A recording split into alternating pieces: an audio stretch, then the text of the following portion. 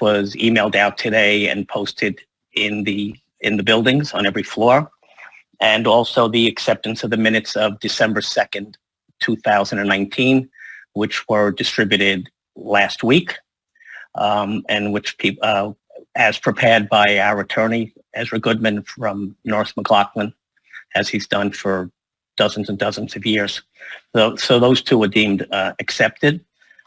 First, before we officially begin, well, we officially begun, but I just wanted to speak about going to the first issue of COVID, but also about some of the cooperators that we lost this year and some of our staff, long-term staff. Our outside contractor plumber, Al Fettner. These are people who did not pass away from COVID, so I just want to make that clear. Passed away earlier this year. Many people who had any plumbing issue would have known Al. Also, our former chief of security and our dispatcher, Robert McFarland, better known to everybody as Mac, passed away also earlier this year. This is all pre-COVID. And just within the last 12 days, we lost another cooperator, Warren Field, which was totally unexpected. And I mentioned Warren because he and his wife, Wilder, they took over for many years. Sammy Fleischer, people who've been around a long time will know him. Sammy Fleischer ran this program where any cooperator, actually anyone who needed, I don't think they limited to cooperators, and in all the co-ops we deal with medical equipment that's needed. That could have been walkers, commodes, wheelchairs, crutches, anything that was needed. They would either obtain them or get donations. It was an incredible service, and I think that people don't realize the value of the service until, heaven forbid, they needed it for a family member or a loved one. And just Warren and Wilder just did an amazing job. And there are many of us who have relied on them in the past, and in measurable, his life has to be measured in the number of people that he helped and lives that he made better for people in need, which really leads into also that we did lose cooperators this year. We know what's going on all over, but we did lose, sadly, cooperators this year. Some COVID and some not. A few that may have been COVID were not COVID here. They may have been in a hospital or a rehab. I mean, I know one cooperator who was just past her 99th birthday when she passed. Again, COVID, but not contracted here, but elsewhere. But we really lost a lot of cooperators that many of us individually or as a group knew, and just think that we owe them all the respect, and every cooperator who helped build up our neighborhood. Which leads us into the first topic to discuss, which is COVID, which has turned our lives upside down this year. I mean, it's unfathomable to think how we started the year and where we are now. But every one of us has an obligation, a committed obligation to keep all of us and each other and our families safe. And the simplest way and the first way is that everybody must be wearing a mask. And wearing the mask starts when you leave your apartment, inside your apartment before you open the door. It really doesn't go into your hallway while you're waiting for the elevator. You have neighbors on your floor. It surely doesn't go into the elevator where we know masks sometimes get put on. And it surely is not in the lobby where we've contacted people who we find have think that because they're leaving the building, that's where to put on the mask. We have to keep each other safe. We know that the COVID cases are increasing, even in our zip code, which is a very expansive zip code and includes a large area. But this is our neighborhood. We want to keep every cooperator safe. Please use the sanitizers when you wouldn't leave the building, but especially when you enter the building, even when you come out of the elevator, if you happen to have touched the button or about to go in, please, let's use the sanitizers, and let's use whatever. But the masks, if we have masks, if people are in need, let's hope that we're going to be turning the corner in the near future. But for right now, this is a little bit that we can do. And please, the elevators are still one person or one family at a time. They are not to be, I've had it myself where someone will say, oh, come in with me. No, that's okay. I've had it where someone tried to come in with me. And my response is, if you want to come in, I will get out and you take the elevator down. I will wait for the next.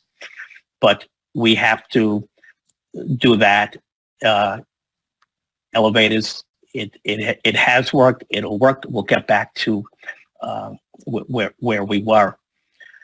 In terms of what went on with COVID, one of the things that was passed back early, maybe in May, was with the stimulus package, was the PPP, the Payroll Protection Program.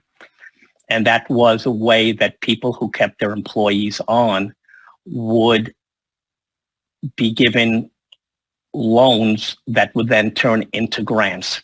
And, if you read the papers, you will see that it was a wide-ranging. I mean, there were NBA teams, there were restaurant chains, there were comedians who were getting it. Anybody was able to apply, except that Congress did not choose to include housing cooperatives that are throughout the country in this program. I was contacted on a board, and we joined together with the CCC, the Coordinating Council of Cooperatives, to do a kind of heavy letter writing from the boards, basically saying that we represent how many apartments we each represent, asking that the co-ops be included. Now, understand, we have approximately 90 people on our payroll. This is including Hillman, because we're going back now to the spring. We had approximately 90 people on our payroll, from the maintenance, our porters, our boiler room staff. Nobody was let go. We had no intention of letting our guys go, who worked so hard for us for so many years, 20, 30, 35 or more years. But this was money that we felt we were entitled to. The letter went out to our Congresswoman, Nydia Velázquez, who happens to be the chair of the Small Business Committee in the House. And what better committee? That is the committee that wrote the bills, which she could have included us. Our letters to her and to Schumer, but other people wrote to their local congressperson. Again, we luckily had the chair. Our letters at the time and our calls sadly went unanswered. And this was sent after she had unfortunately contracted COVID and after she was back in her office. But it did go unanswered. Phone calls were not returned. If you were even able to get through on the Washington number, but not the Brooklyn number. And this is a congressperson that we've had a longstanding relationship with in the community, meeting with her in her downtown office in the federal courthouse on Pearl Street, and also out in Williamsburg. So that was disappointing. Come this summertime, when there was another attempt to pass another stimulus bill, which seems that it's finally passing now, again, Congresswoman was written to, again, expressing what had happened and what we need, and all co-ops should be included. We hire a very diverse workforce, and we did not let anybody go, not us, but all the co-ops. And just to get an example, the co-ops that were involved in this program would have been Penn South in Chelsea, Big Six in Brooklyn, North Queensview, up in the Bronx Amalgamated, and Co-op City, which is the largest co-op in the country, maybe the world, And this second letter that we sent to Congresswoman Velázquez was responded to a couple of days later by a form letter just blaming the other side of the aisle for it. But it was totally form. It didn't address what we had asked. And this wasn't a question of other side of the aisle. We just wanted this PPP, housing cooperatives, included in the House version of the bill. And then wherever the chips fall, if it got to the Senate and when they do their conference to compromise on bills, if it didn't survive, it didn't survive. But if it's not in the House bill, there was no way it was going to be in the Senate bill. And although we were told at some point a month or so later, the previous time, or through the grapevine, that she would try to put it in, it never went in. So that was very disappointing. We didn't get the money. It's still our staff is here, and thank God they're here, because truly it was our maintenance and porter staff that kept our buildings as spotless as possible during COVID. We are still continuing with all our sanitizing protocols, which remain in place. And a special shout out has to go to our 32 BJ workers who just did a phenomenal job. And as said, they also did all this work. We made sure they had the appropriate PPE, protective equipment, for them to do their jobs, and the cleaning stuff, because they also have family, and they are to us in many cases family for all their years of service to us. So that's pretty much where we are now. Cases are going up. Please, everyone, we have to respect our cooperators, our neighbors. We just have to keep at this. Let's hope it's not that much longer, but as long as it is, we've already gone through. It's 9 months. It's a little over nine months since things basically shut down. The next topic that I want to discuss, which is on a lot of people's minds, would be our finances. Our finances obviously were greatly affected by many factors, but mostly by the COVID shutdowns and the quarantines that were basically in place. For example, our flip tax. Our flip tax dropped this year by 33.4%. Now, that was $1,450,000, because basically when we get to the spring months is when the best buying season or purchasing season for apartments.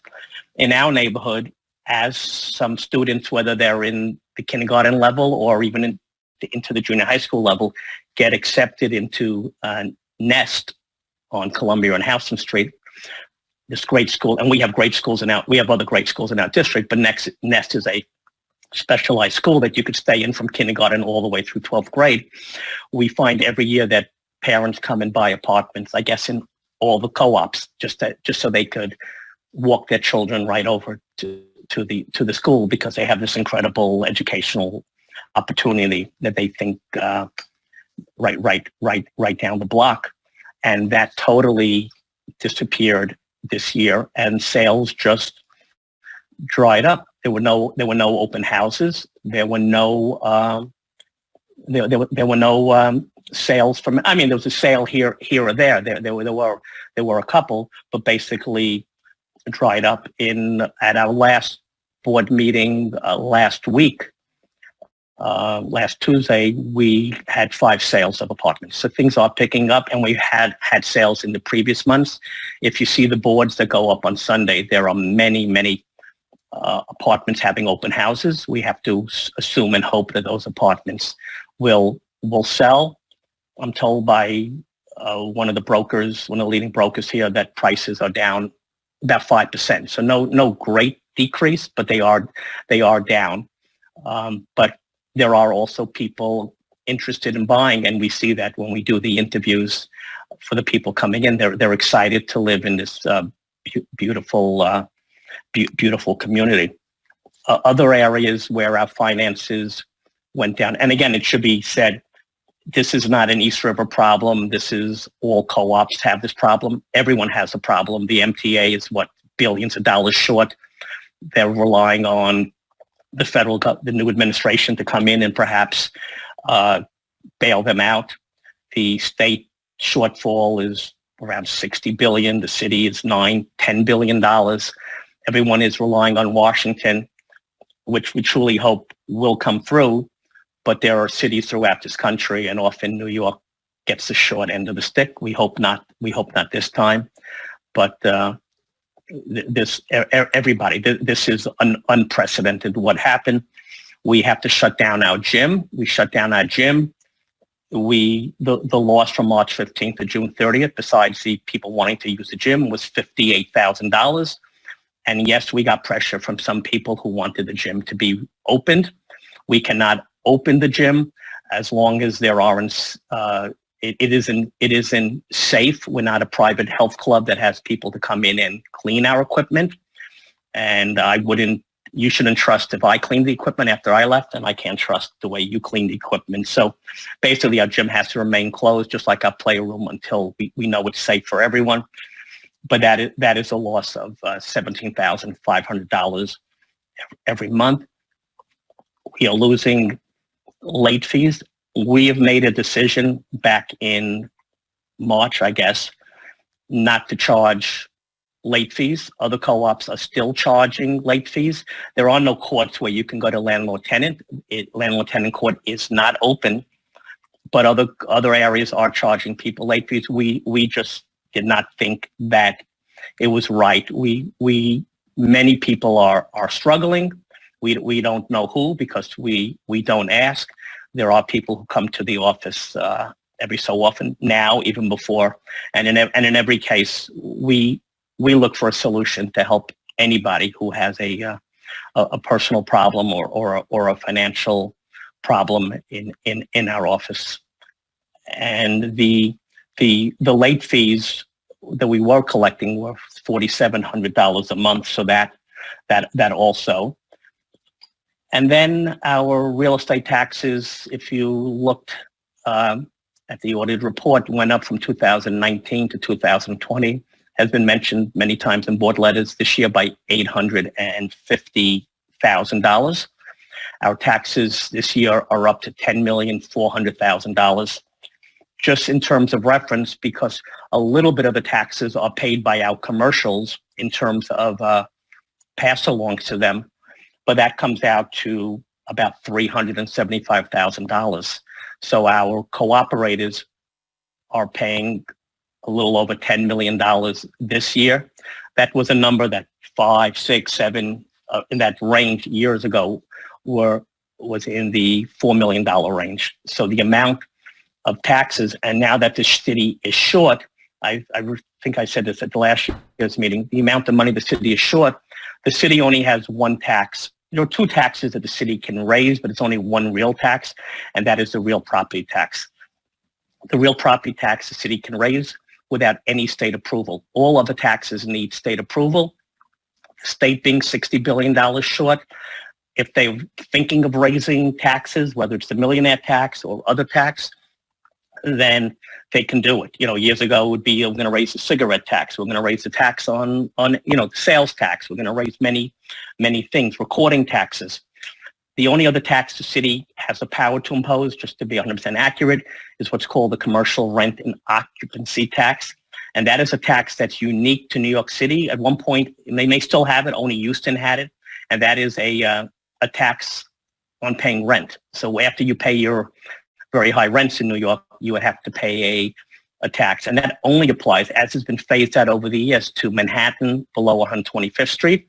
And although our neighborhood is not exactly Midtown or Park Avenue or the Upper West Side, we're included in that zone. So basically, we have to expect the city will try and come back and raise real estate taxes to make up some of this deficit. We hope not. And historically, this year is unique the city council does not like to raise the tax rate, so they leave it to the Department of Finance to raise the assessments. If you raise the assessment and you keep the tax rate generally the same, then the effect is the same. And I believe that the way the tax rate is figured out, assessments are figured out, it's not on the value of sales in your neighborhood. It's also it's a factor of the rental market in your neighborhood. So having Essex Crossing opened up does not, if I'm correct, does not exactly help our assessment, because those are obviously the higher rentals that our neighborhood would have versus, you know, all the housing developers here, the co-ops, the NYCHA projects, and even in surrounding areas, the older tenements. So we have to expect that. The last time that the city council raised the property tax on their own, it was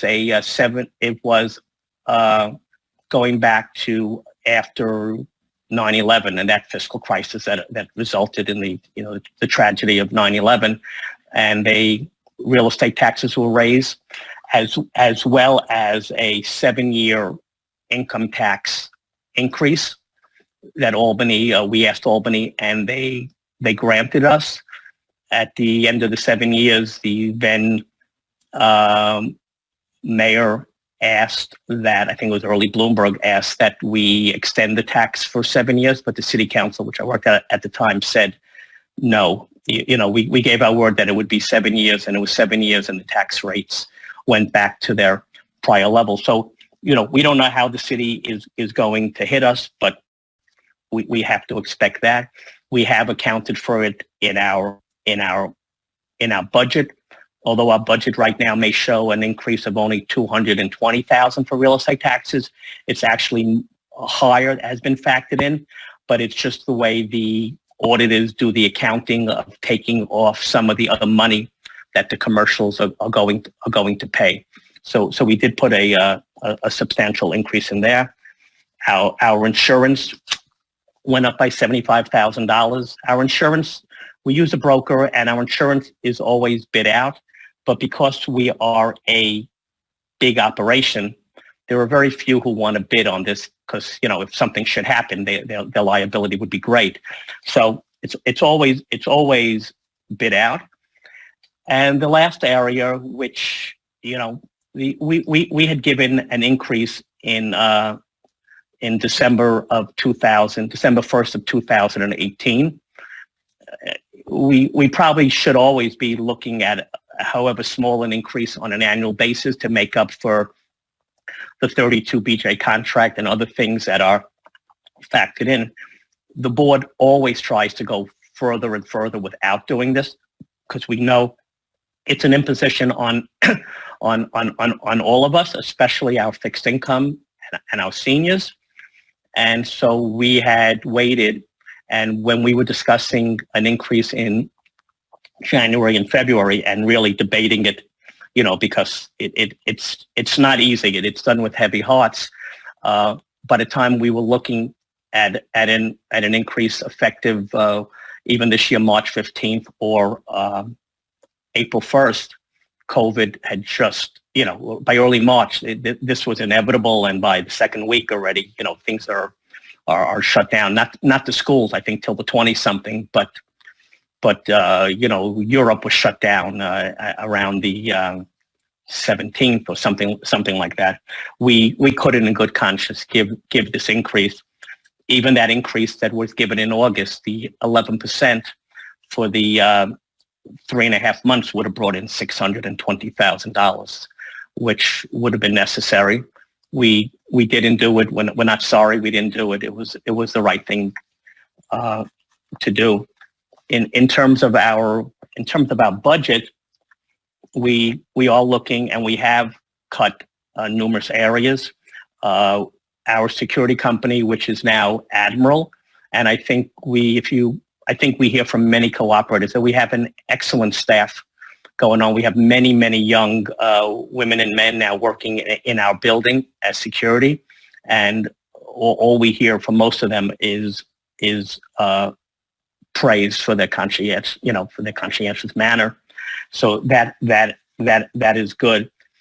So we have a decrease in the cost of security, because actually we used to share a supervisor with Hillman, but after Hillman cut a couple of shifts of security, which was their choice, we felt that our supervisor would have been spending most of his time, of which we were paying 70.4%, patrolling the blocks of Hillman where there wasn't security on certain shifts. So after the break up, they wanted to share the supervisor. We just felt that it was not going to work. We can't pay 70%. So actually now we have the supervisor at a desk as one of our security guards also. And ultimately, we're going to save quite a bit of money, maybe as much as $200,000 for the same level. In terms of our gardening in the new budget, we've started over recent years, but planting more perennials, and we are estimating that we can cut our budget about 11% next year, by about $24,000, and still keep our gardens as beautiful as possible. Look, during COVID, when people were quarantined in their house, and the only place they can go sometimes safely was our fenced-in park, just those flowers, we would get also many comments that for people just to see the colors and the blooms and stuff was a very uplifting, and it was just felt like it was a safe haven. We're hoping that our legal fees will drop. As mentioned last year at the meeting, we had, when the city, and we'll talk about resiliency soon, but when the city had put in this plan to sink a sewer conveyance 30 feet below our parking lot and within about 15, 20 feet of our sprinklers and our park between buildings 3 and 4, we hired a top lobbying firm to work with us to answer the city's EIS, their environmental impact statement. We hired Greenbrook Tarek, one of the most influential lobbying firms in the city and in Albany. As a matter of fact, just 2 weeks ago, City and State, which is a political newsletter, the main political newsletter that all politicians in the state and city kind of rely on for their tidbits on politics here in upstate, they listed the top 50 lobbyists in the state level, and Greenbrook Tarek was number 4, and it was money we believe well spent. Besides those of us that went down to city planning and were in constant contact with the city, that were coming down to every meeting, not alone. I mean, there were 20, 30 people they were bringing down from every agency, from Corp Council to lawyers to DOT to parks, from the deputy mayor's office, the mayor's office. Their environmental impact statement was torn apart. And remember, we are dealing with our side of the street. For them to do an 18-month or 2-year project in the middle of our parking lot, but right against our where the sprinkler is and where the people sit in when you come out of building 3, the noise, the environmental issues, there were so many issues that were going on. The danger, we're already a high asthma zone here in the city, and we ultimately were successful with getting the city to move that conveyance to Lewis Street and Delancey. It'll be near a few of our units, but it won't be there. And also the other issue the whole time with the parking lot was they had, by necessity, had to black in all of our plows that were up on the hill behind the boiler room, and our garage from which our equipment comes out of. And in a storm like last week, we would not have been able to get our equipment out. And if we could squeeze by, they wouldn't be able to make the turns necessary. So with that, an incident that happened earlier this year in January was the city was moving the project over to Lewis Street, and they had to do some testing into the concrete, some borings they had to do. They sent the engineers sent a company down from Queens, and they marked off an area where they were going to drill down 10 feet. They knew where we had our steam pipes, and they were going to drill down 10 feet.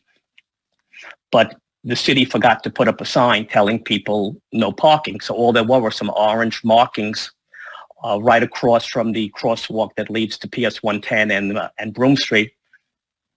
This company came in on a Friday. I think it was January 25th. I remember the day, I believe, or 24th. And because there was a car parked where they were supposed to do their drilling, the person thought, hey, I could drill, I'll just move over 10 feet and I'll just drill over here. Well, he went down about 5, 6, 7 feet, and he drilled right into one of our big, whether the 10 or 12-inch, whatever, steam pipes that deliver heat to Amalgamated and to all of Hillman. Luckily, the person who did it was not killed. He was literally within an inch or two of being burnt to death, and he knew it. He was shaking for a long time, but thankfully he was okay. And through the relationships that our management office and our director of maintenance has with the various companies, we were able to get specialized plumbers down there, and the excavation company that we use to be down there within an hour, and the work was all completed by that evening. I think, and luckily it was that Friday was not it's a 40s kind of day, high 40s kind of day in the winter, and we were lucky to get that fixed.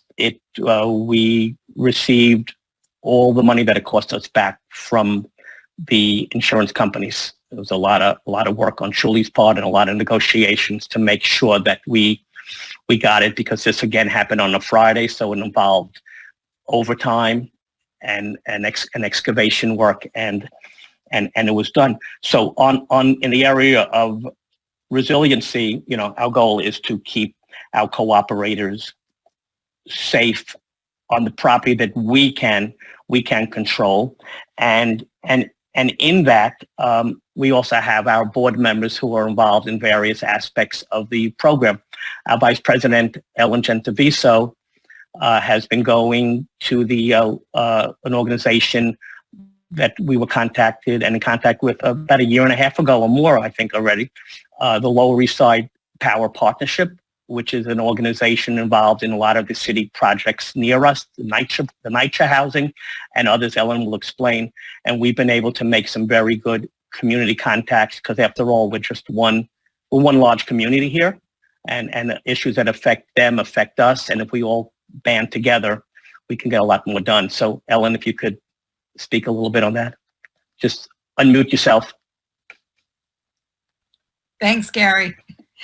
So as Gary spoke of, after we, the board and management, as well as our attorney, had attended the city planning hearing about a year ago, July, regarding the plan to put forth that sewage conveyance with an easement into our parking lot, we were invited to join the Lower East Side Power Partnership meetings by its president, Valentina Jones. This powerful partnership includes our neighboring developments such as Gouverneur Gardens, Grand Street Guild Houses, LaGuardia Houses, Vladeck Houses, and other community neighbors. At these meetings, we discuss issues that affect the whole community. Examples are, of course, the East Side Resiliency Project Parks design plans, as well as protecting neighborhood residents during COVID with various planned community activities such as mask giveaways and the encouragement to wear masks, plans for community services such as Mount Sinai Hospital opening, and community board activities. Issues such as new construction in the community, Section 8 housing provisions, and security throughout the neighborhood are paramount. And current members and candidates of City Council have attended some of these meetings. After group discussions yield consensus, the Lower East Side Power Partnership contacts appropriate officials to present the viewpoints and seek help in changing things for the betterment of the community. I'm proud to have been the representative of East River Housing Corporation at these meetings, which make our community stronger by working together for a wholesome neighborhood. And so I'm really happy to report that we have extended out to our neighbors and have become really, really instrumental in the new development of our community, which was a sleepy neighborhood for many, many years. Thank you, Gary. Thank you, Ellen. Thank you for that. Next, I'd like to ask Dov Goldman, along with other people in our community. Dov is on the East Side Coastal Resiliency, the CAG, the Community Action Group, and attends meetings where the discussion goes on about the plan on the other side of the highway. It's also a diverse group of people with different opinions. And Dov, if you could tell us a little bit about what's going on there, I'd appreciate it. Thank you. Thank you, Gary. Hi, good evening, everyone. As mentioned, we've been very involved in the project, going back to the initial meetings with the city, and we've met numerous times, and based upon that, we were invited to serve on behalf of the board, or I was invited on behalf of the board, to the East Side Coastal Resiliency Community Action Group, the CAG, as they call it. The group is moderated by the Pratt Institute and has many parties from all over our community. To name a few, we have Gouverneur, Vladeck, Stuyvesant Town, Waterside Plaza, Two Bridges, a lot of really groups from all over the community, including, for instance, Tony Rivera from our buildings, which all come representing different concerns, groups, regarding this project. We have a lot of elected officials attending this. We have City Council members Keith Powers, Carolina Rivera, Gigi Lee. We have Borough President Gail Brewer. We have our Assembly members attending as well at times, and other representatives from other offices variously attending.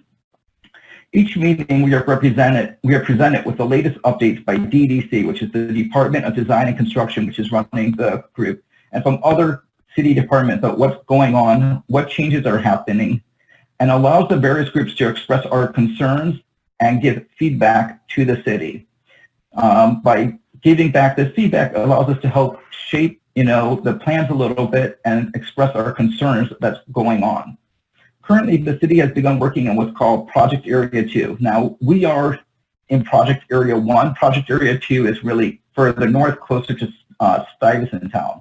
We're in Project Area. In the area that we are in,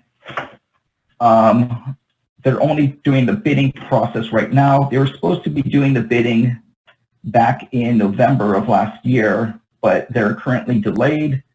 So our area is kind of stalled, and at the moment, until the bidding is done, there's nothing that the group is currently doing, because once the bidding is done, we can then talk about the work scope. We could talk about what equipment's going to be used, how it's going to be used, how it will affect our quality of life. Right now, they're currently working only on Area 2, which is near, as I mentioned, Astor Levy by 23rd Street. This group meets monthly. We as well get weekly updates, email updates on the project, which allows us to keep a pulse on the work and allows us also to give direct feedback at any point back to the entire group. And I'm actually proud to represent us there, and it really, I think, is very helpful for the community. Thank you.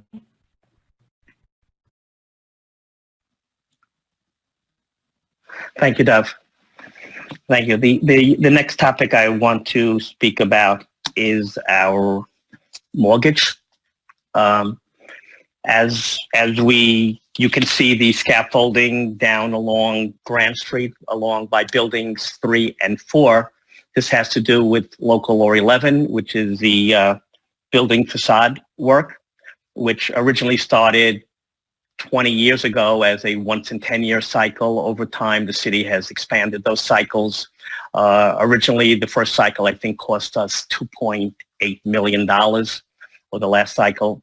And as incidents happen in the city, last year, unfortunately and tragically, a woman was killed walking along Midtown, I think 49th Street, by some falling facade. The city immediately changed their regulations and decided that new work had to be done, especially scaffolding. And the scaffolding was now going to be required every 60 feet, linear feet, which could be vertical, horizontal. And scaffolding is a very, very expensive proposition. And that's why you see very, very extensive scaffolding that's there now. We bid out the local law 11 work. The high bid came in at $7.6 million. The low bid was $4.9 million. We then sent the bids out again. We resubmitted them out again. The low bid stayed at the 4.9. Some of the higher bids came down from the 7.6 down to 6.9, 7.1. Nowhere in the ballpark. The contract was awarded to Xenos Construction, who does a lot of our work. When you do see work on terraces, it's often Xenos has been the low bidder. We know that they are reputable, but this was an expense that is $5 million. It's $5 million. There's a certain amount of work allocated in there, and we just, again, with COVID going on, we just couldn't see going back to the cooperators at this time. I know there are people who will say, well, if you had a reserve fund, you may have had the money for this, but a $5 million reserve fund would have meant, even on a 3-year cycle, $3,600 for a 2-bedroom apartment. Just using 2-bedroom as an average size apartment, it would have meant $3,600. If it was over 3 years, it would have been $100 extra a month. And again, this regulation is pretty new, but we just felt that this is just a hard time. Generally, expenses have to be covered by carrying charges. We are a co-op that historically has relied on the flip tax to help us along. Flip tax fluctuates based on, we don't know how many sales there are. We hate to say we don't know who gets a job and moves away, who wants to go south, even sadly who might pass and sell their apartment. So it shouldn't be something we rely on, but we rely on it because we're a family, we're a co-op, and we're trying to keep things as affordable. In this case, at this point in time, we just could not see doing this to our cooperators. And again, knowing that the time is going to come when our roofs will need to be redone. Our roofs are 30 years old. We put in John Mansfield 25-year no limit guarantee roofs. We put in the top-notch roofs. They've lasted well, but they're still 30 years old. Our elevators, eventually, we have a good contract, and we have our service person from Century Elevator on call. He has an office right here, so we know that those are in good shape, but those times to come. We felt this was and we had some advice from, cooperators also in the financial area besides our own experts, and we felt this was a time to renegotiate our mortgage at historically low rates, and we were able to increase the amount of our debt. We did increase it to $40 million, but we were able to get a rate of 2.875%. There was a time when our mortgage was over 14% in this co-op years ago. We got this rate. We got the rate with the same bank we have now, which is New York Community Bank. In order to say that our debt to value ratio is 3.2, they do an independent survey and an independent appraisal because they don't want to give extra money if they don't feel safe. And they assessed our property at $1.3 million. So we're very comfortable with that kind of debt to value ratio. It will help our cooperators now. Some of the money will be set aside for emergencies, and emergencies that might be related to COVID, and emergencies like real estate taxes and other things. This is the plan that the 11 members of the board came up with, thinking that it's the best thing we could do to help our cooperators. Another area that we deal with in terms of helping our cooperators is, of course, our NORC, our naturally occurring retirement community. I was fortunate and honored that about 24 years ago to be one of the founders of the NORC program among the co-ops with us and Penn South and North Queensview and Bronx Amalgamated when the program started. Our NORC has become a model for NORC throughout the country. Our NORC is visited pre-COVID all the time by people just coming to study our program. One of our original executive directors of our NORC was Cheryl Fuller. Then Bonnie LaMaggia came in for about 15, 20 years. Bonnie has now moved on in the same field, but to a better opportunity for her. And actually, currently, we have Cheryl. Cheryl has stepped back in, and our NORC does programs for our seniors. And during COVID, in the early days of COVID, we were reached out to and we were asked whether we would be able to get volunteers among our cooperators to help with some of their critical care patients. We put out a notice, and a fair number of cooperators volunteered to pick up medicine, to do shopping, to do other things for the cooperators. For the cooperators, and some of those cooperators are still helping out our NORC. Our NORC has an incredible social worker in Ned Lustbader. Anyone who's had to contact Ned or anyone who has an issue, he is just, his caring is just phenomenal. I want to thank all those volunteers and keep it up. The NORC is always looking for volunteers.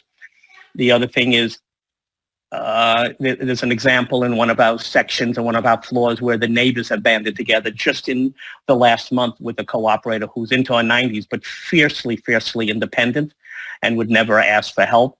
But the time has come and the neighbors have stepped up, been in contact with the NORC, trying to get whatever help this person needs in a loving way. So our NORC is something that we're proud to fund. We fund our NORC at similar to Seward, we both give $57,000. We are the main source of income for our NORC. The money that they get from the state or city, while hopefully substantial, there are now well, we used to be only 4 or 5 NORCs. There are now so many NORCs that it's become that the money that's available has to be shared over many neighborhoods. Excuse me. I want to just go back to the mortgage. I think I may have said, in case I said $1.3 million, it's one. I don't know if I said that, but in case it's $1.3 billion that we are, our appraisal is, which and that's taking into account the current economy with sales are and property values other than in the high end luxury are down. So we might even eventually be worth more. In terms of the resiliency work, in terms of the Local 11 building facade work, really the plan is that you see the scaffolding now. You don't see the work starting just yet because we need the money to that $5 million. Once we have our mortgage set, which will be in very early January, we expect first week or 2 of January, work will commence, and depending on the weather, work will commence in buildings 3 and 4.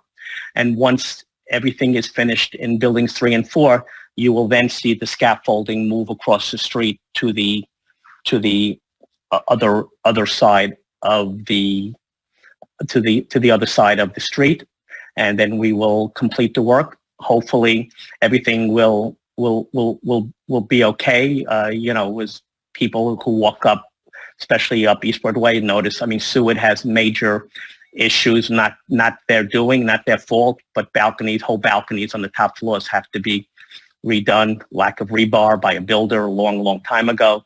We don't have that issue, and we of course pray that we don't have any kind of issue like that. But these city mandates, just like other new green city mandates that come along. Every time, the saying at the citywide cooperative movement is that when the city goes green, the green they want is our green, because everything is very, very expensive to comply with. There's nothing simple as like, changing, putting some insulation somewhere.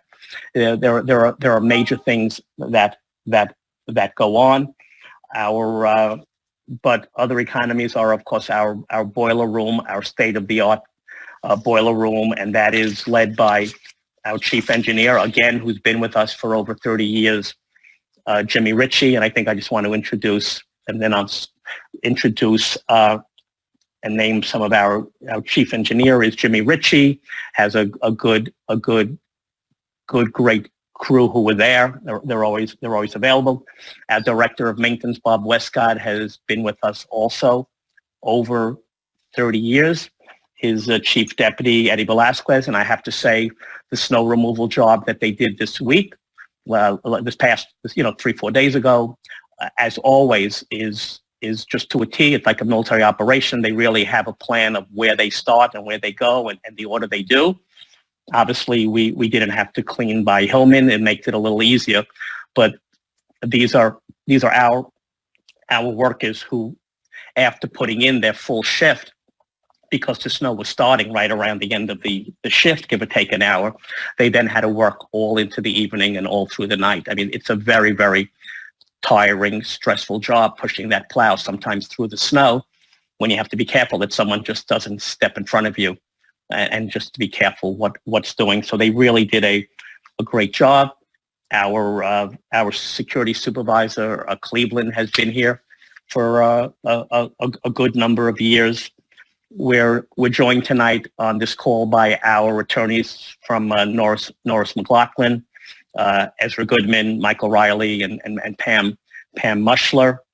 Our management office staff is led by our general manager, Shuli Wollman, and our controller is Saul Wennick, who both of them, one is here 1 year longer than the other. Great support staff. Deneen Cassiano, Harry Packer is our assistant controller, Galina Palace. We have Elliot Kaplan, Michael Wollman, Evelyn Perez, Fermina Perez in our back office. Just great bookkeeping staff who are there to help if you have any issues. And in terms of introducing your current board, we have our Vice President, Ellen Gentaviso, heard from a little earlier. Our Secretary is Dov Goldman. Our Treasurer is Michelle Amar. We have John Sotomayor, who is our Secretary Emeritus, was Secretary for many years and always steps in when necessary. Thank you, John. Richie Kenny, Larry Goldman, Rachel Ehrenpreis, Diana Wang, Ruvain Bell, and Steve Barberi. That is the board. They're a very dedicated group, a group with difference of opinions, but we all try to come together for what is best for our cooperators, what we feel is right for our cooperators, taking into account the concerns of other people and the difference of opinions. We'll get back a little later to questions, which will cover a few more topics.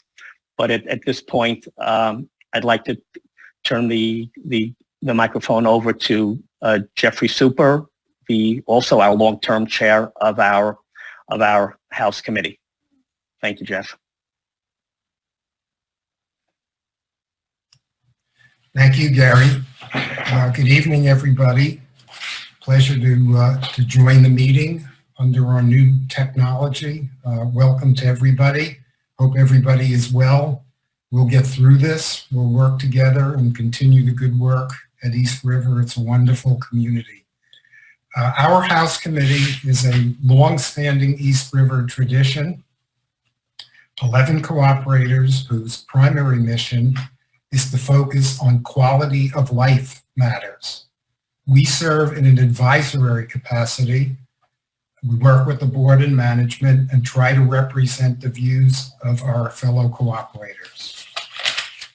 The House Committee meets on a monthly basis, thanks to Elliot now meeting on Zoom. We focus on a lot of areas that try to get into what quality of life is here, which includes our buildings and grounds, security issues, transportation, and sustainability. We also endeavor to try to promote better communication throughout East River by arranging periodic lobby meetings and our annual ice cream social event. Let's hope that if our vaccines take and life sort of comes back to normal, we might have an event sometime later in the spring or summer.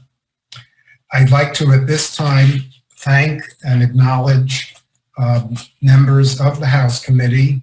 They are not on the call, but I would introduce them all and talk a little bit about some of their roles. Sahela Abdul Ali is one of our new members this year. Carmen Alvello, a longtime member, is our security guru. Anthony Brownie, who is working on his second term, is the producer of our East River newsletter. Judy Capel, who's been on the committee for a while, off and on, is serving as the thankless job of our secretary. And Leo Honig, a longtime head of the House Committee before me, is our transportation czar, keeping us advised on bus service and other issues in the neighborhood. Ted Pender has been on the committee for a couple of terms. One of our new members is Jackie Petula. She heads our social activities efforts, did a terrific job with our last event, I guess. It was a lobby meeting in February. I also want to thank and note Tom Skibicki, who has been serving as our vice chair for the past year. Tom leads our efforts in the buildings and grounds area. We have done walkthroughs of the buildings and the grounds and brought matters to the board and management's attention and work with them to try to get them addressed. In the coming year, Tom is leading our efforts to promote initiatives that will hopefully lead to better quality of life for our community. For example, now we're kind of researching ideas about improving door accessibility within the co-ops, doing the research and then talking with management and the board to see if these things can be addressed. Obviously, our role is advisory. We don't make budgetary decisions, etc., but we try to work with the board to provide information.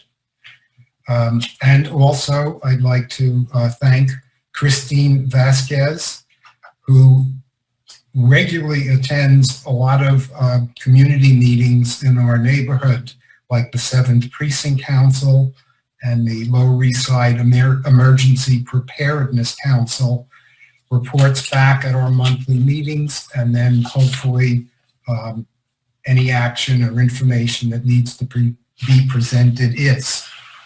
I would also like to acknowledge the role of Larry Goldman, one of our board members, and a former House Committee member who serves as board liaison. He attends our meetings and helps us collaborate with the board and keep in sync. Also want to thank David Flaherty, a cooperator and graphic artist who assists us with the newsletters and posters.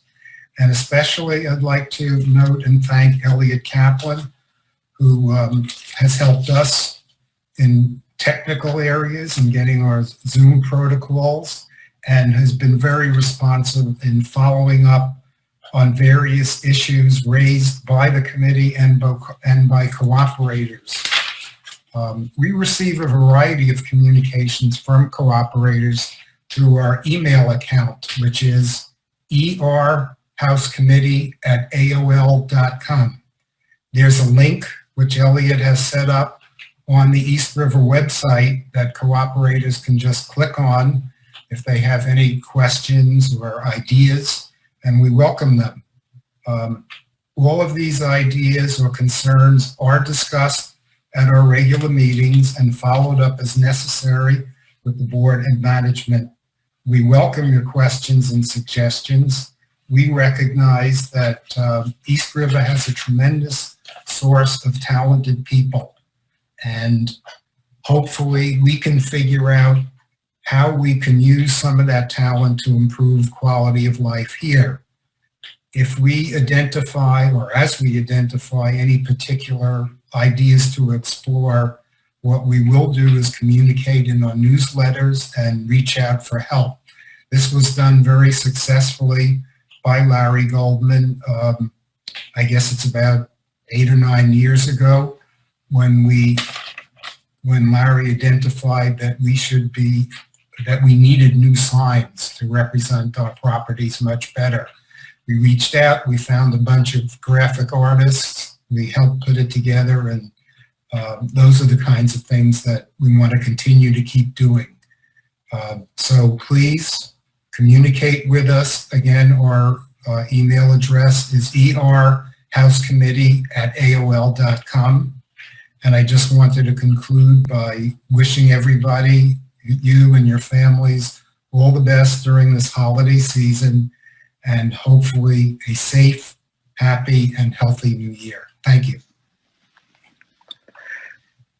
Thank you, Jeff. Thank you for the report and for the work that the House Committee does every year in our cooperative.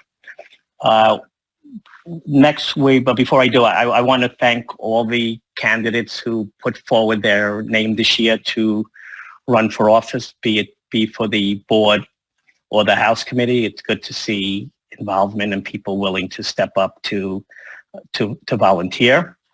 Now I'd like to call on our election chair, Ellen Gentaviso, who will read the names of the candidates for the Board of Directors and for the House Committee. So joining in with Gary, I thank all the candidates for stepping up. As he said, it requires significant hours of volunteer work.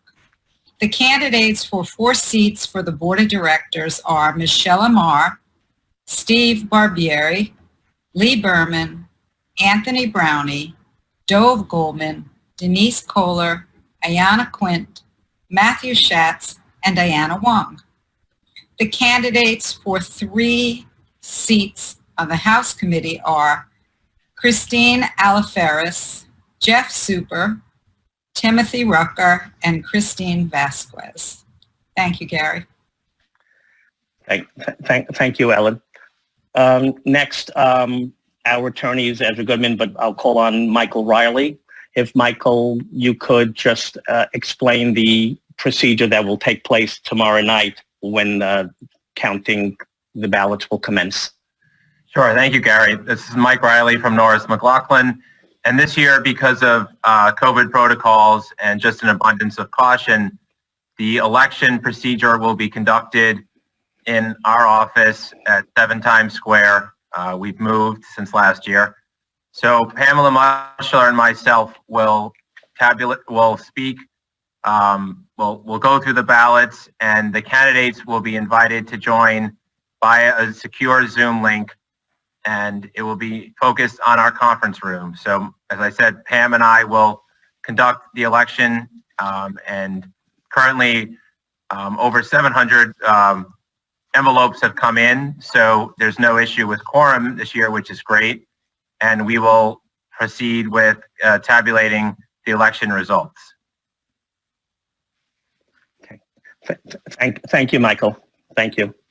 Okay, so the next order of business are the questions that have been submitted to us, and we'll go through all of them, or time permitting, till our adjournment at 9. We'll get through many. I think we will get through all.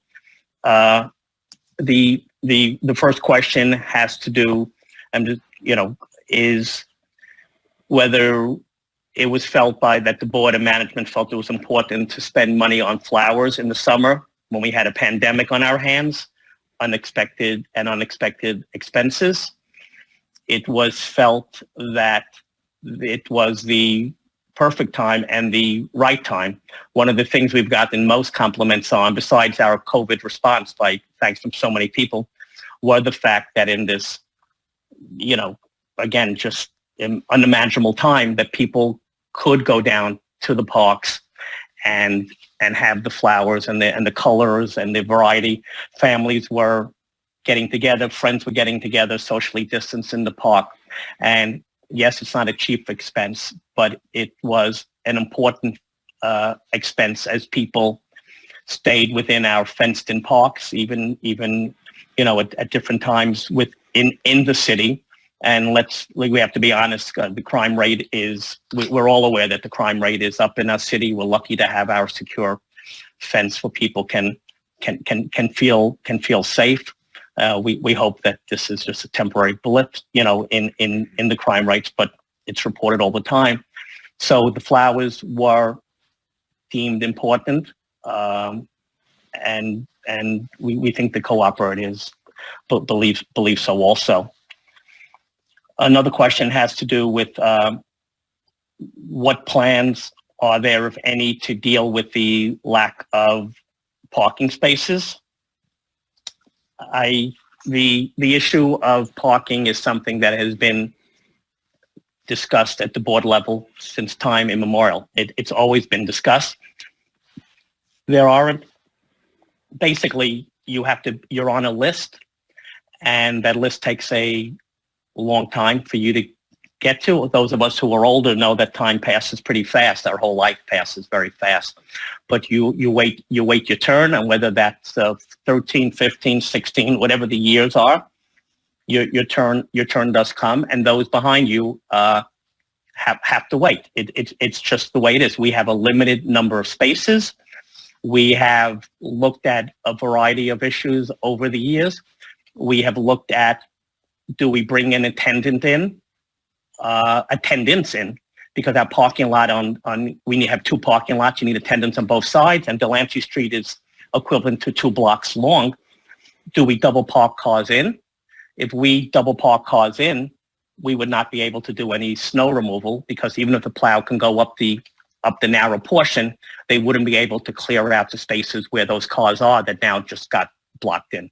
So a typical storm like the other day, which was not a very terrible storm for New York City, makes that not only unfeasible, but it would require that how do we have even staff working in the parking lot without facilities for them, without building facilities for them, bathrooms and other things. But again, it would make our equipment and our garbage carts coming in, it's not feasible. Over the years, we looked at, is there a possibility of doing lifts? Well, the problem with lifts are twofold. One, if you live on the first floor, you can't have a lift. A lift would be, the top of the lift would be almost in your window. It's just not fair to people who spend money for their apartments that there are lifts there. But more importantly, our buildings are built on piers. Our parking lot is basically built on landfill from what was the river before there was the FDR Drive, if you look long ago at plans. So we do not have the capacity to put heavy lifts in. And remember that lifts would also, because of the legs of the lifts, it would take away many, many spots. Also would need 24-hour attendant. It would make the cost prohibitive. As we learned with the resiliency, there is water, massive amounts of water flowing right under our parking lot. Some of it is river, and some of it is sewer. When we had one of the sewer covers removed last year to show when we had the city down, what was raging about 10 feet down there was it may have been sewer, but it was a raging river. It was really a terrifying sight in the sense of what was down there. God forbid anybody fell into that hole. They were gone. So we do not have that capacity. The real thing is there is a list. I know this person wrote that there were some candidates who said they're going to find solutions and they're going to move the list along. The fact is people wait for the list. And if people waited 15 years for the list, nobody is being told you've been in the block for 10 years. Goodbye. Someone who just moved in here 5 years ago or 7 years ago is gonna take a spot. Everyone waited their turn prior, and everyone's gonna have to wait their turn in the future. It's not good. There is parking available in nearby lots if people want. Luckily, in our neighborhood, it's not good to be on-street parking, but luckily there is more, I'm not saying safe, but more on-street parking because of the angle parking, and there's less alternate side of the street parking than there was years ago when our neighborhood included many blocks even had Saturday and for sure on Wednesday. So we'd love to have more spots, and this will go to another question that we had, and that had to do with why the question was, why has management not done an audit of the parking spaces to see who's actually parking? Actually, just last year and not many months before COVID, and it does take a while, all parking spots were recertified. Those who did not have current registrations were removed from the lot. Every time we do this, it's a very few number of spots that are found to be taken back. Sometimes the number is three or four, and we're happy to do it and give out those 3 or 4 spots. But everybody had to bring in their registration and their licenses to show that they were registered. We have looked at, is there a way of reconfiguring the lot? Now we're talking about Delancey Street, which is the larger lot. Is there a way of reconfiguring the parking lot? And the answer is that even when the city looked for us, I believe that they were looking at a possibility when they move, understand that the double fence on Delancey Street is going to be moved down towards the compactor because the new overpass the city will be building, not for at least several years, has to be what's called, under the ADA, universal grade, which means the current overpass is too steep and not wide enough. So the new overpass is going to come much further west on Delancey Street. So our fence will be moved, paid for by the city, and the city in their plan would have said that they could create perhaps 4 spots by making our lot one way. That would have meant that all cars that come into the lot, even if they're going back towards the park area, would have to go all the way down to the FDR Drive, make a right turn there, and then swing around. So that would be hundreds of cars a day.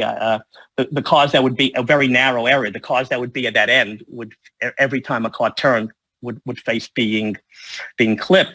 But the other side of this was that once you do that, then the city said we would be required to put in an equal number or 1 extra handicap spot in the parking lot. Not a handicap spot that goes to people who might have a handicap permit, but basically like when you see it at a supermarket, the handicap spots that are there, they would be for visitors, but visitors can't come into our lot because it's a locked lot that's only used with a with a clicker. So really there was no gain there. It actually probably would have been a net loss. To go back to the next question, it has to do with how are we seeking to maximize our commercial spaces? The question about the beauty parlor has been vacant for many months. Are we actively seeking tenants? And that I'm going to turn that over to Shuli, who can speak about the commercial spaces. Thank you very much, Gary. I'd like to welcome and thank all the cooperators for attending the annual meeting. Rose's House of Beauty has been vacant approximately a year and a half.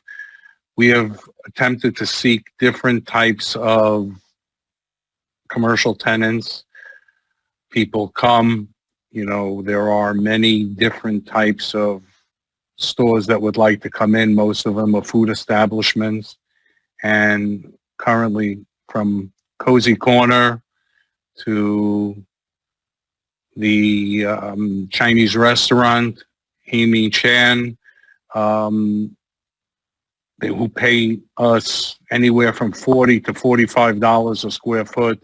Competition this day and age would not be advisable. There were a few tenants that have come in who have requested really what we thought was great ideas, and they didn't pan out. Again, does it come down to the numbers? There are people who want to come in that would not make our community as special as it is, smoke shops and things that the community would not want. There is one option out on the table now. I really don't want to discuss it at this point. That would make the community a nice store, but we'll have to wait and see if that pans out to anything and hope that it does. And we'll continue seeking to do the best for East River Housing on the commercial property. Thank you, Shirley. And I should also point out that all of our upstairs, the offices upstairs are all rented. Unfortunately, upstairs is a steep 2-flight story. That's where Rose's House of Beauty was originally upstairs. But as the clientele got older or younger, just couldn't. It was very, very steep to walk up there. Many of you may have seen an article that was in the New York Times. I believe it was November 6th, that said that said many, but I don't know the number, co-ops uptown that were giving decreases to their commercial tenants because and passing along the expense to the cooperators. Why were they giving these increases to the cooperators and decreasing the commercial rent? According to the New York Times, was that these stores had been there for 30 or more years, and they considered those store owners family, the local store downstairs, and they knew that if they did not give them this decrease, that the store would become vacant perhaps and would not be rented. Before COVID, the number always used was 10,000 vacant storefronts in the city, just a generic number. But now all anyone has to do is just walk anywhere, even in our neighborhood, especially further up Grand Street, and you could see so many empty and boarded up stores. So a vacant store just becomes impossible to rent, and they just wanted to keep the stores there. We are lucky. The stores that we have been there a long time. I mean, Frank's Bod Shop is known throughout the city. It's one of the great institutions in our city. Cozy Corner, the cleaning store, our realtor, the Chinese restaurant has been there for well over 30 years. Well over 30 years. One thing that we had to do, and this had nothing to do with COVID, and that also happened.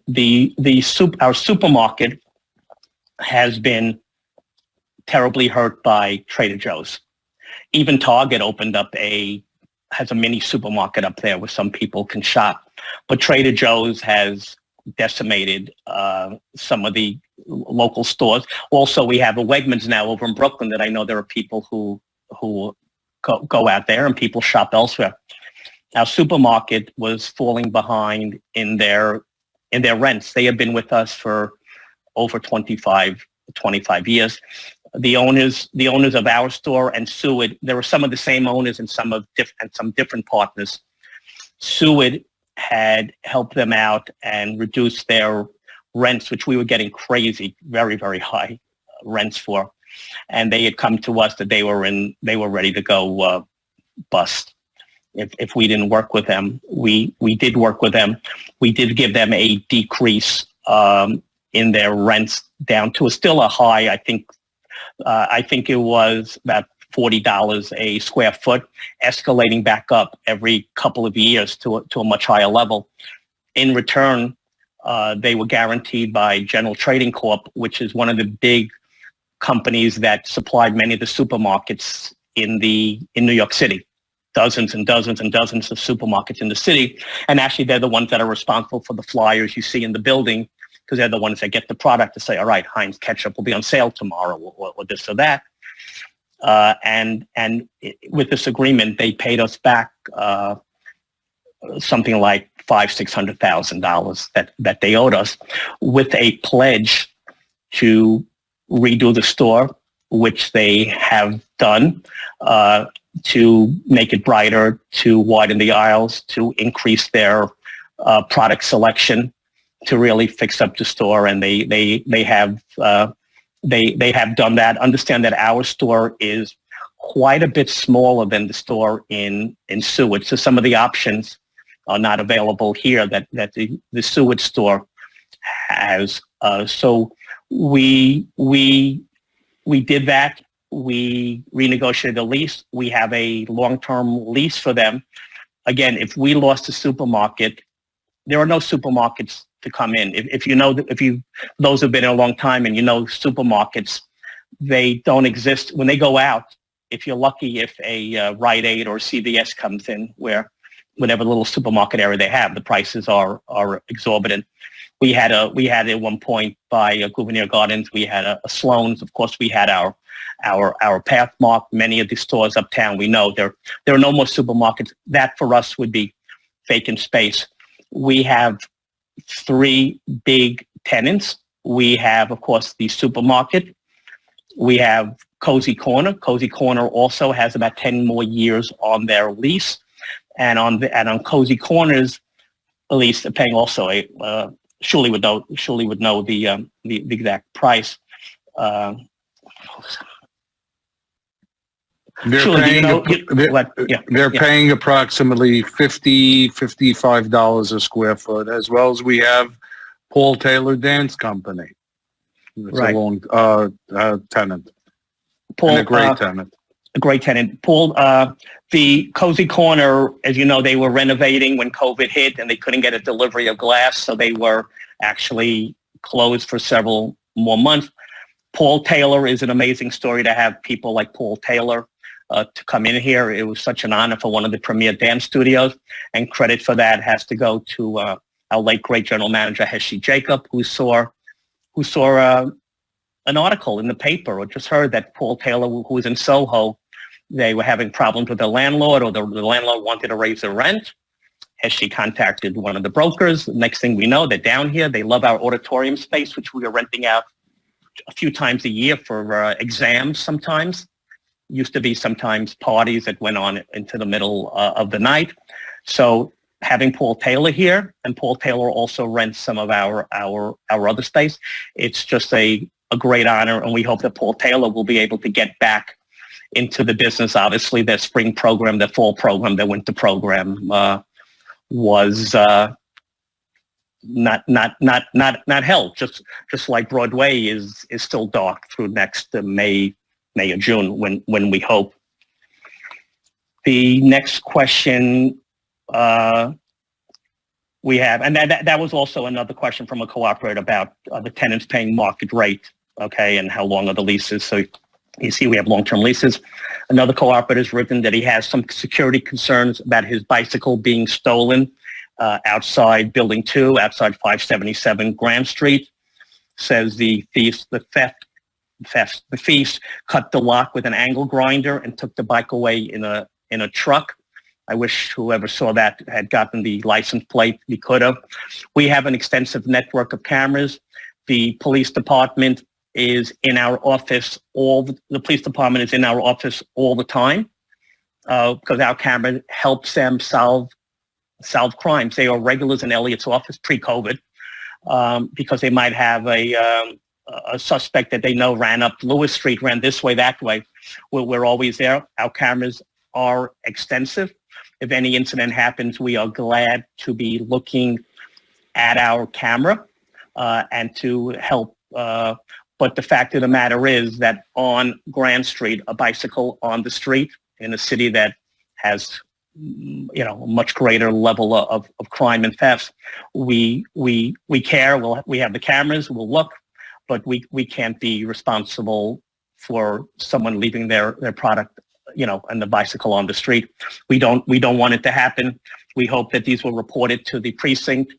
You should know that the commander of the local precinct, she recently left, moved up. 7th precinct is a great precinct to be in, and everybody who's here winds up even going higher.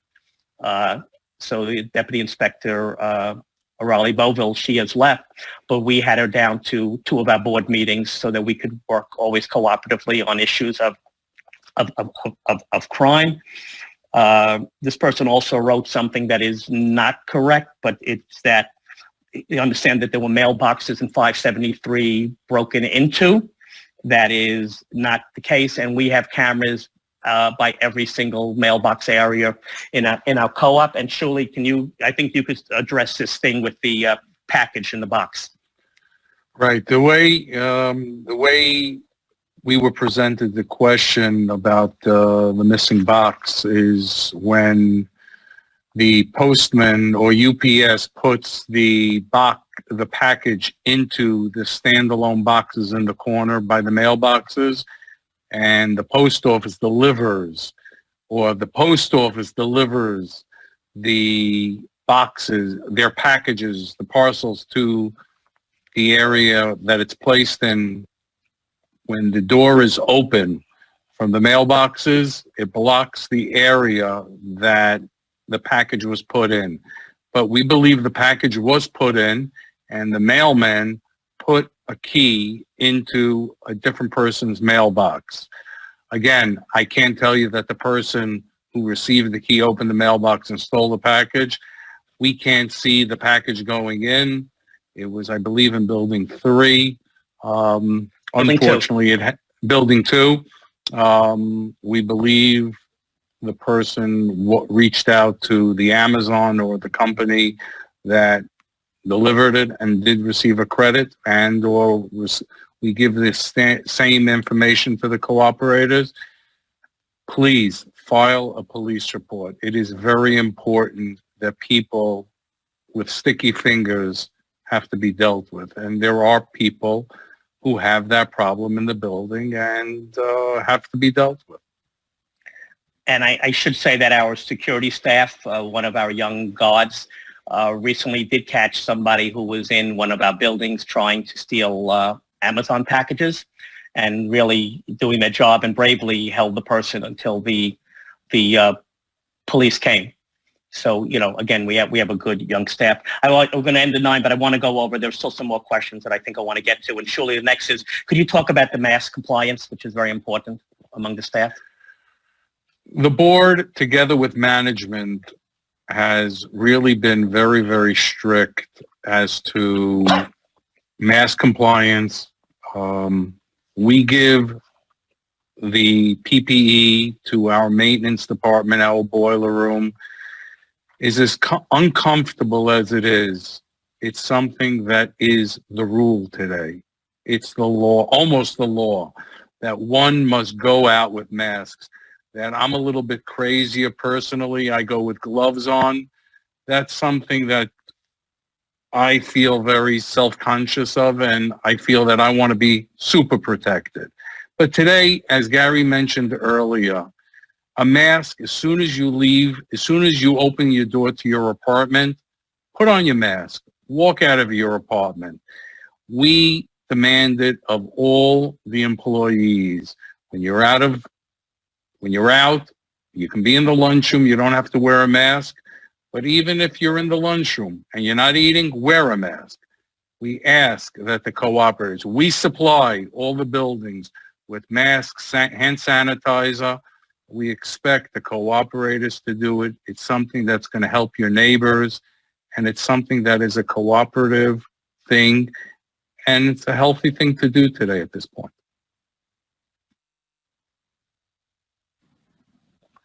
Okay, thank you, Shirley. One other question, a few others. Is it possible to update the drab lobbies and common spaces?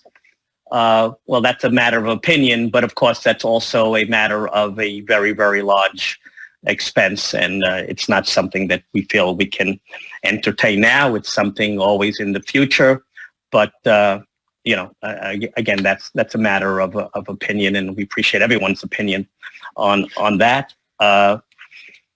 We had a question about how much revenue from Hillman Housing has been lost with Hillman's severance of ties with East River. The answer is absolutely nothing, because there was no profit incentive. We were partners with Hillman, so there was no revenue made. Everything was cost Everything was cost neutral. Has maintenance staff been let go? The answer is no. There were 57 porters and maintenance men. Under the 29.7 split, we were required to take 40. We said from the beginning we would gladly take out 40, whether we need them or not, but these are union men. They've been with us, their family. Hillman had to take 17. They fought for a number of months. They only wanted to take 14. Eventually, they took the 17 men, and then each co-op can decide, work with the union to see if they go down. Will Hillman continue to purchase heat from East River plant? There's a contract with Hillman that has another 11 years to run. They are entitled to heat and hot water from us. They want to keep that. Another question has to do with about the board reporting to shareholders, and we are going to look into this of putting out some kind of summary of our board meetings on a fairly regular basis, and definitely as the need arise. Another question was, how many sublets do we currently have, legal sublets? And the number is, there are 57 sublets, plus there is one that is beginning January 1st. So that makes a total of 58. During COVID, some of our sublets had trouble with their occupants, let's call them, not paying their rent or trying to move back home with their family or getting out of New York. During the term of the 1-year agreement with East River, we still get the fee that is owed for the month. If the person subletting the apartment wants to keep their tenant there, they can, of course, reduce their rent to even what the co-op charges and the base rent. But generally, they don't want to do any reduction, even if they would break even, because even again, breaking even, would the person living there would at least cover the base rent for the cooperator. But that's their choice. So currently, there are 58 sublets. Question was, how much do we get in on storage fee? The answer is storage fee brings in $14,500 a month. The bike fee brings in $4,400 a month. We do have another storage room that's an outside vendor comes in and has those cages that people can rent. We have one building. We have a bike room in every building. One building has 2 bike rooms. We have the doctor's office in there. And another question had to do with the average annual cost of kilowatts of power. We negotiate our kilowatt price with Con Edison every 2 years. We currently pay 7.25 cents a kilowatt to get our electricity. While you see a fluctuation, different months from 7 to 16 additional cents is what's called transportation. In the summertime, they tend to go up at 16, 17 cents, and your bill will show 23, 24, 25 cents a kilowatt, where already by last month it had dropped to 16 cents, and it might still go down a little more. So the actual electric rate is very low. In terms of whether we've looked at solar, we have looked at solar, but actually, and there are some programs, but the programs, really the grants are not enough to make the incentive, because the number of sunny days here is why you don't see all that much. You see some solar, and I don't think that it is feasible for us to do that with the money that we would, some of the grant money we would be getting. It just would not be productive to do it at this point. It's always something that as new technology comes along, we would do it. And 2 other questions that have come in have to do with Hillman. One has been why, there's a story of why we did not bid on, why Hillman we did not bid to keep Hillman within our family. Hello? Why we did not bid to keep Hillman within our family. I can tell you that back in very early February, I was in Israel. I got a call from David Brown, the then president of Hillman. It was about 1 o'clock in the morning. He didn't know I was there, so the time difference, I was asleep when he called, and he said that they were going to put Hillman out to bid to about 6, 7 vendors, and East River was welcome to bid on them. My response was, first of all, we can't bid. We're not a management company. We were a self-managed family with Hillman. We're volunteers on our board. We are not someone who can bid on keeping you in, because that's not what we do. We do things jointly. Second of all, at the time, I had said to him at that moment, because 2 weeks earlier I had met with them, the president of Hillman and their assistant treasurer, and at that point in time they owed us $260,000, which they hadn't paid, which was a payroll. Most of it was payroll for the men, and the backup was all there. He knew that, and if you owe us $260,000, even if we had the ability to bid, which we don't, because again, we're not a management company. We're all the same. We're just cooperators here. Why would I bid on someone who isn't paying their bills now? And lastly, Hillman has, from Marks, Paneth and Schroen, has an audited financial report that comes out every single year. Their finances and exactly what it costs to be part of this family, where they pay 29.7%, even though in many cases they may have been using up much more than that. We don't know. It's a family. So, there's a lot of give and take, and you win some, you lose. Maybe they use more of this, maybe more of that. That Hillman, their financials are for all to see. So those people who wanted to do a bid with Hillman, all they had to do was look at the finances of Hillman and decide, oh, well, we see what it's costing them now. We can undercut that. Whether that's true or not, they'll find out in a year or so. But as a matter of fact, if Hillman's budget was $10 million, or whatever the amount was that they're sharing with East River, let's say that was $1 million or $2 million, the only way that we could say, oh, we're going to give you a better break, we'll say, all right, instead of the $2 million that you now pay us on this 29% ratio, is we'll only charge you $1.5 million, let's say. That means every cooperator in East River would have to make up that $500,000, because those are the fixed costs between East River and Hillman. And we're not in the business of management. We're just cooperators.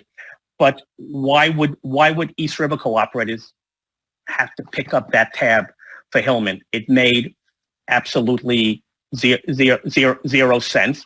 It was their choice. Again, would wish them well, but they know exactly what it would cost. And in fact, the president of the Hillman had told me at the time that he thought, he wasn't sure. He thought they might break even or it might cost them a little more. This is before they hadn't thought about the garbage, and that's the last issue I want to bring up.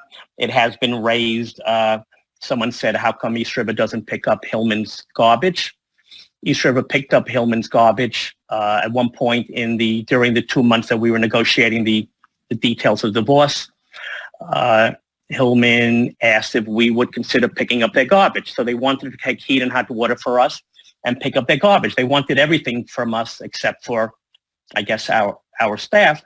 And the answer was, well, if we're not part of a family, you can make us an offer. For us, this is revenue that can offset some of the expenses of East River cooperators. Make us an offer of what you think it would be worth for us to pick up your garbage. They never came through with an offer of even a penny. And understand, the offer couldn't be that they're going to pay the 29.7%, because that was a family breakdown. It's not when you're not part of us. But they didn't offer. Came late August. We knew they were having trouble. We went to them, spoke with David Brown. Shuli, I think, spoke with David Brown, and we were ready to offer to help them for the first few months to tie them over. We said, but you would have to pay for the men at a minimum on a 50-50 basis. If you would look right now, if you would go out to Lewis Street, you will see 100 bags of garbage that are sitting there, hopefully for pickup tomorrow, some covered in snow that have been there since last week. On Columbia Street, the guys can't even push in the recycling that's there. And Hillman's paper clear bag recycling was being stored in Building 3, right by the maintenance office in the bulk room. We were taking their bags of garbage and whatever resulting insects come with that. So we offered to help them with their garbage, but instead of offering to pay for the staff, and remember, moving garbage from Hillman, from the Willard Street near the Bialystoka Synagogue, to use its point of reference, if you don't know Willard Street, And Broome is a lot further than from any East River building. They said no, they didn't want to pay for any of our men. They wanted to know whether they could keep wheeling, which would take them all day because they just use those painters carts, their garbage over to our facility. And in speaking to, for nothing, and in speaking with our management staff and our head of maintenance, of course, that's not possible because the Hillman employees are not East River employees anymore. And if anyone should get hurt near the compactor or anywhere, it would be our liability. So the ultimate result was we offered. They wanted us to do it for nothing. There's a big vermin issue in New York City, especially with the restaurants closed. We did what we could. Again, we wish them we wish them well. I mean, the Hill. I haven't looked out actually because my window doesn't face that way. I think the garbage was picked up today. That was pictures that I saw last night. But you'll see it every week that this is where their garbage is being put. And in fact, in order to put their garbage where they are, they displaced a few of Hot Solar volunteers who raced to save our lives. I want to give a shout out to Hot Solar. There's not going to ever mention who, but there is a cooperator who last week had a medical issue, called Hot Solar at 4:30 in the morning. And within minutes, Hot Solar was there. These great, wonderful people who live in our buildings get up, rush out of bed, and within minutes are there to save a life and transport somebody to the hospital. Hot Solar is there for every single cooperator. It's an amazing organization. And if someone is looking for somewhere to donate money to, remember the life they save one day may very well be yours. So I want to, with that, I want to wish everybody a very, very happy, for those who just celebrated Hanukkah. Hope you had a great Hanukkah. For those coming up with Christmas, Merry Christmas. A happy and healthy New Year to everyone. May 2021 be nothing like 2020. Hopefully we can all get back to our normal lives, whatever the new normal will be. For me personally, it's not having my glasses fog up all day when I'm wearing that mask. I just can't see wherever I'm walking or who's walking by me. But I wish everybody the absolute best, and thank you for being part of our meeting, and thank you for being part of our co-op. Okay, God bless everybody. Good night.